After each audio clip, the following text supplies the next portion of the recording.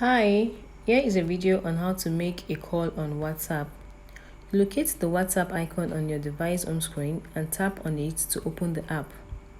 Once it's opened, navigate to the chat with the contact you want to call by tapping on the Chat tab at the bottom of the screen, and then select the contact from your list of conversations. Inside the chat with the contact, you will see various icons at the top right corner of the screen.